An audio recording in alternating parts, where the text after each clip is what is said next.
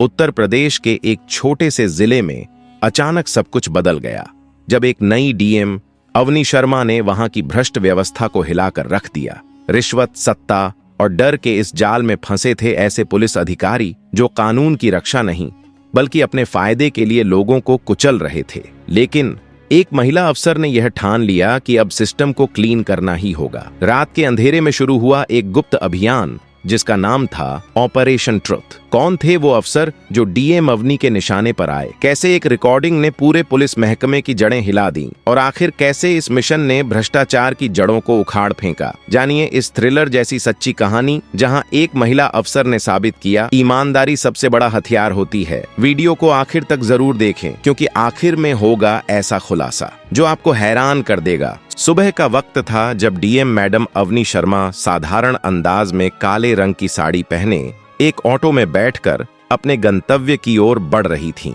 वे अपनी छोटी बहन की शादी में शामिल होने के लिए छुट्टी पर जा रही थीं और ऑटो का ड्राइवर यह तक नहीं जानता था कि उसकी ड्राइविंग सीट पर कोई सामान्य महिला नहीं बल्कि जिले की एक वरिष्ठ अधिकारी बैठी है। जैसे जैसे वाहन रास्ते पर आगे बढ़ा, ड्राइवर थोड़ी घबराहट के साथ कहने लगा कि इस मार्ग पर अक्सर हमारे जिले का एक इंस्पेक्टर अनावश्यक तौर पर चालान काटकर वसूली कर लेता है। आशा है आज उसकी नजर हम पर नहीं पड़ेगी। तभी उनकी नजर इंस्पेक्टर विवान और उसके साथियों की चेकिंग पर पड़ी। ऑटो के सामने आते ही चाल रोक ली गई। इंस्पेक्टर विवान ने गुस्से में ड्राइवर को नीचे उतरने का आदेश दिया और बिना किसी वैध वजह के 5,000 रुपए का जुर्माना भरने को कहा। ड्राइवर घबराया, अपने कागजात दिखाए और विनती करने लगा कि उसके पास इतने पैसे नहीं हैं, पर इंस्पेक्टर विवान बेपरवाह रहा। पैसे नहीं तो 3,000 दो वरना ऑटो जब्त। ड्राइवर की आंखों में अपने छोटे बच्चों की चिंता थी। उसने हाथ जोड़कर मदद मांगी,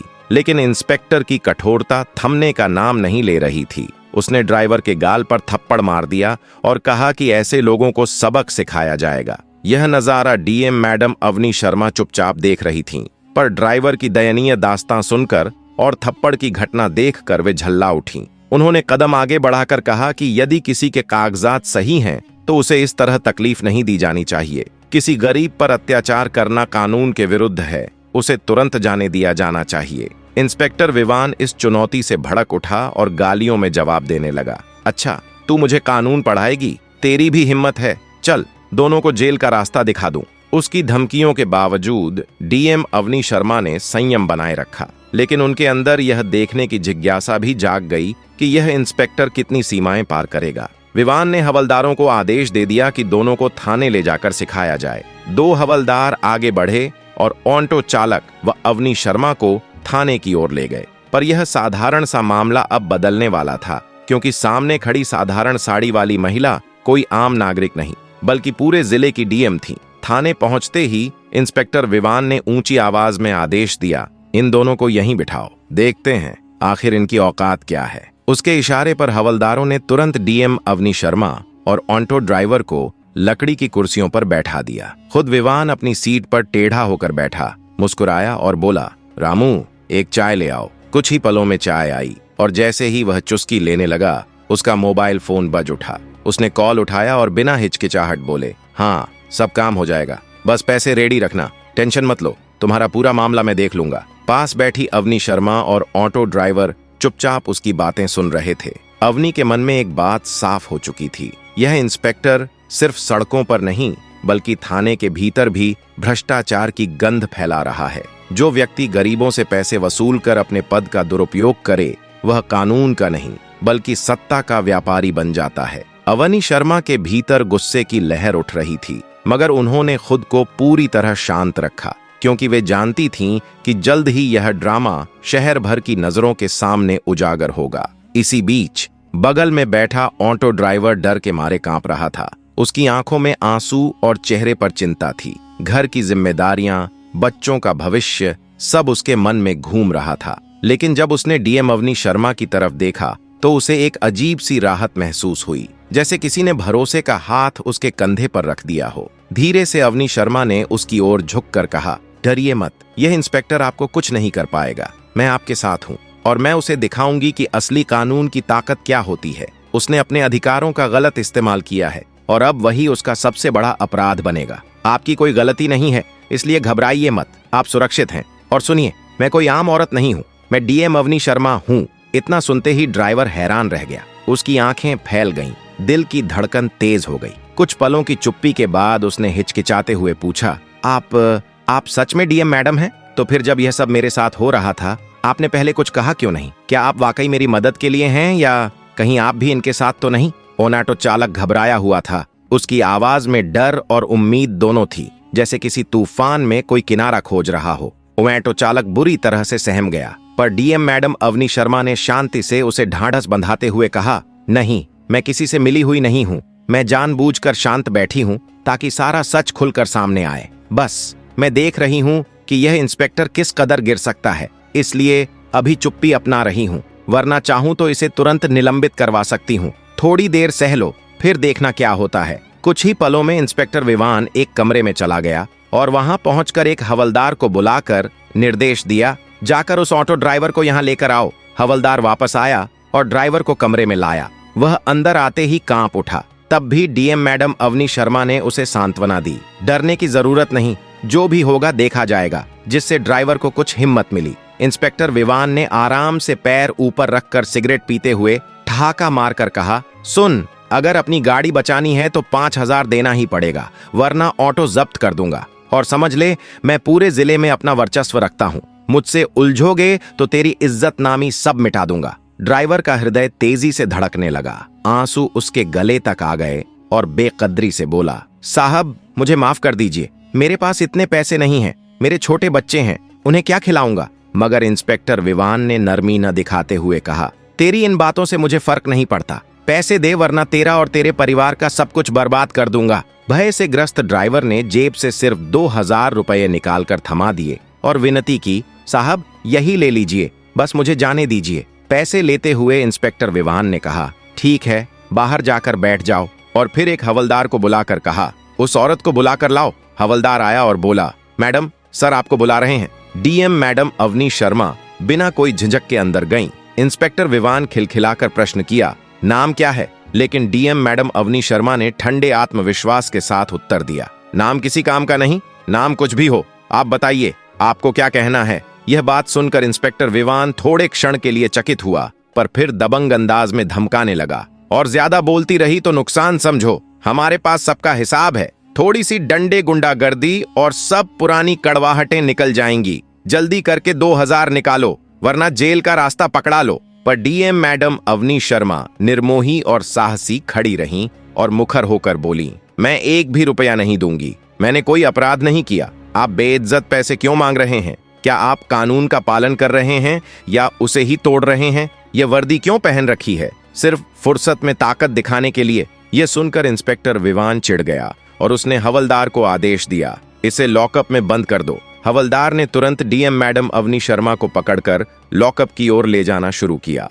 किसे पता था कि आज जो घटनाएं उस शख्स के साथ घट रही थीं, वे भविष्य में उसके लिए कितनी गंभीर साबित होंगी। एक डीएम मैडम के साथ ऐसा होना किसी मामूली घटना जैसा नहीं था। डीएम मैडम अवनी शर्मा चुपचाप बैठी रहीं, पर हवलदार ने उन्हें बंदी बनाकर लॉकअप में डाल दिया। थोड़ी देर बाद थाने के बाहर एक गाड़ी रुकती है और उसमें से इंस्पेक्टर विवान राणा उतरते हैं। उनका चेहरा गुस्से और गंभीरता से भरा था। वे तेज कदमों से थाने में दाखिल हुए और एक हवालदार से पूछते हैं, हमने सुना है कि आप लोगों ने किसी महिला को लॉकअप में बंद किया है। हवालदार घबराकर बोला, हाँ सर, पर क्या हुआ? इसी बीच कमरे से इंस्पेक्टर विवान बाहर निकलते हैं और पूछते हैं, सर आप यहाँ क्यों आए हैं? कोई खास काम है? इंस्पेक्टर विवान राणा ने गंभीर स्वर में कहा, हाँ, सुना है यहाँ किसी महिला को बंद किया गया है, बस उसे देखना है। फिर इंस्पेक्टर विवान बोले, ठीक है, दिखाते हैं, और विवान राणा को लॉकअप की ओर ले जाया गया। जब इंस्पेक्टर विवान राणा ने लॉकअप का दरवाजा खोला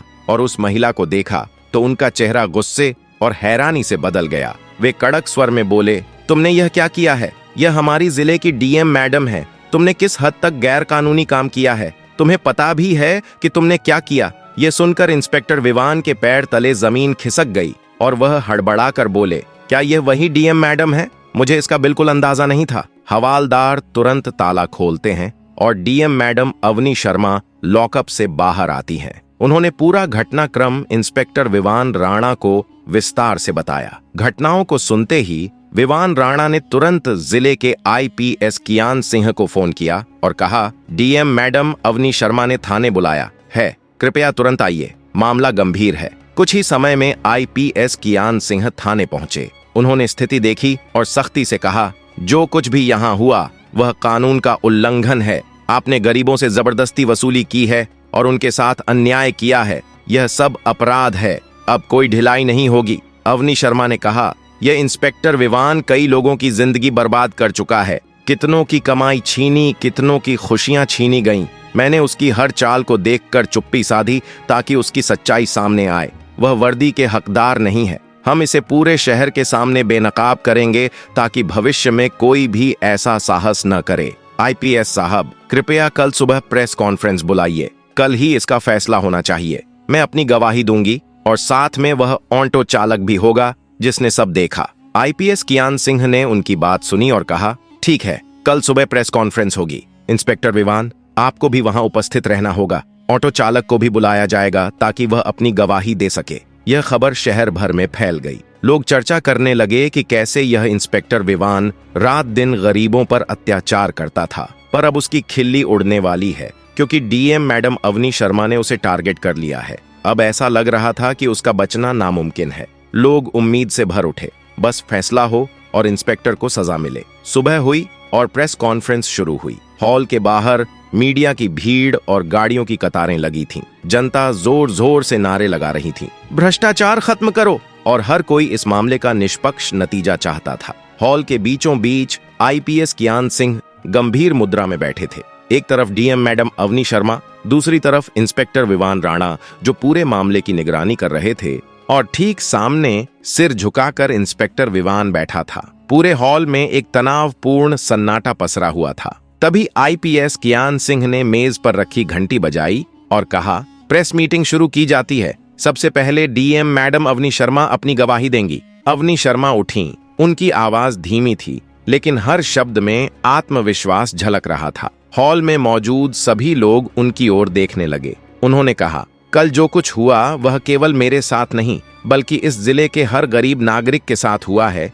जिन्हें न्याय की जगह डर और अन्याय का सामना करना पड़ा। मैं बताना चाहती हूं कि कैसे एक इंस्पेक्टर जिसे वर्दी पहनकर लोगों की सुरक्षा करनी थी, उसने वही वर्दी लोगों को डराने और लूटने के लिए इस्तेमाल की। उन्होंने आगे विस्तार से कहा, मैं कल अपनी बहन की शादी के लिए छुट्टी लेकर घर लौट रही थी। साधारण कपड़े पहने हुए थी और एक ऑटो में बैठी थी। रास्ते में ड्राइवर ने मुझे चेताया कि इस इलाके में इंस्पेक्टर विवान खड़ा रहता है और गरीब ऑटो चालकों से जबरन पैसे वसूलता है। पहले तो मैंने इसे ड्राइवर का डर समझा, लेकिन थोड़ी देर में सच मेरे सामने था। इंस्पेक्टर विवान ने ऑटो रोका और बिना किसी कारण 5,000 रुपये की मांग की। ड्राइवर हाथ जोड़ता रहा, लेकिन उसने एक न सुनी। फिर मुझे बुलाया गया, मुझसे भी पैसे मांगे गए और जब मैंने देने से इनकार किया तो मुझे जेल में डाल दिया गया। कुछ पल के लिए हॉल में सन्नाटा छा गया। अवनी शर्मा ने कहा, यही वह पुलिस है जिस पर जनता भरोसा करती है। मैंने जानबूझकर चुप्पी साधी ताकि देख सकूं कि यह इंस्पेक्टर कितनी नीचे गिर सकता है।